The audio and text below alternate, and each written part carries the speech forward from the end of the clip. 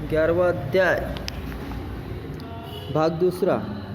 धन और स्वामित्व, भोग और स्वाध्याय, शिवजी की पूजा, अहंकार, सौम्यता, ये ग्रहों के धर्म गए। परिस्थिति गमन, ये दूसरों के धन में लोलुपता, वेदा अध्ययन और शिव भक्ति, ये राक्षसों के धर्म गए।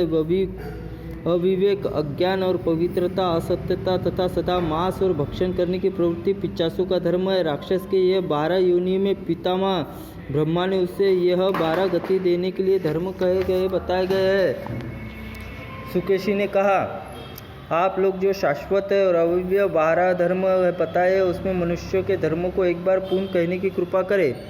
ऋषि ने कहा, निशाचर, पृथ्वी के 7 द्वीपों में निवास करने वाले मनुष्य आदि धर्मों को सुनो। यह पृथ्वी पर 50 करोड़ योजन विस्तार वाली है और यही नदी में नाव के समान जल पर स्थित है। सज्जन श्रेष्ठ, उसके ऊपर देवेश ब्रह्मा ने कर्णिका आकार वाले अत्यंत ऊंचे और सुमेर गिरु स्थापित किया है। फिर उसके ऊपर ब्रह्मा ने चारों दिशाओं में पवित्र प्रजा निर्माण किया है। द्वीप और नाम वाले अनेक स्थानों की रचना की है। उसके मध्य में जम्बूद्वीप की रचना की है। उसके प्रणाम के 1,00,000 योजन कहा गया। उसके 12 गुना दुगुना परिणाम वाला लवण क्षत्र, उसके बाद में उसका दुगुना प्रक्षलिप्त द्वीप है। उसके 12 गुना प्रणाम वाला बलयकार शीर्ष सागर है और मध्य मदोदधि दुगुना शाल्यद्यम द्वीप है और उसके बाद उससे दुगुना सुसागर है, सुरा सागर है तथा उसके दुगुना कुशद्वीप है और कुशद्वीप से दुगुना धूत सागर है। निशाचर, धूत सागर से दुगुना कौंचद्वीप कहा गया है। उससे 10 गुना दधि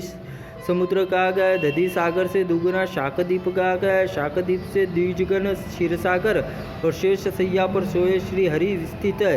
ये सभी परस्पर एक दूसरे से द्विगुने प्रणाम और राक्षेंद्र जम्बूद्वीप लेकर क्षीरसागर तक अंत तक विस्तार 40 करोड़ 90 लाख 5 योजन है।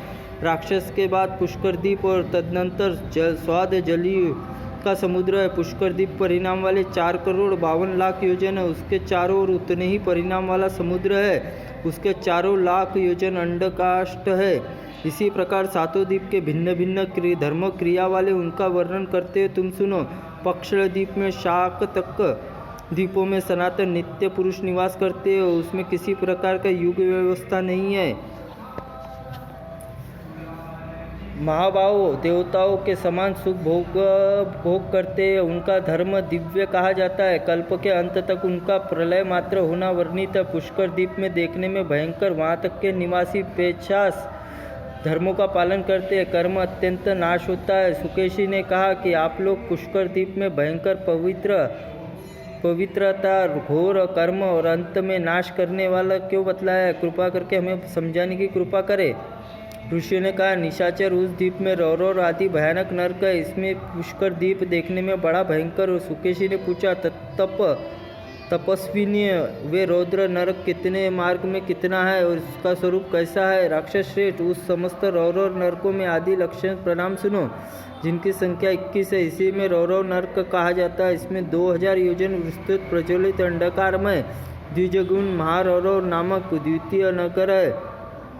उसमें भूमि में चलते हुए तांबे से बनी है, जो नीचे अग्नि द्वारा तपित होती है। उसके द्विजगण विस्तृत तीसरा तामित्र नाप्तर नरक है। उसमें द्विजगण अर्ध तामित्र नामक चतुर्थ नरक है। उसके बाद पंचम नरक में कालचक्र कहते हैं। अप्रतिम नामक नरक षष्ठ घंटी तंत्र समतप है और नरकों में श्रेष्ठ अति पवित्र 8वां नरक है और 72 योजन विस्तृत है। 9वां तप्त कुंभ है और 10वां कूट शामल्य और 11वां करपत्र है। 12वां नरक श्वान भोजन है। उसके बाद क्रमशः संदह लोहपिंड है। करम्भस्तिका भयंकर शार नदी है। कृमि भोजन है और 18वें में घोर वैतरणी नदी कहा गया है।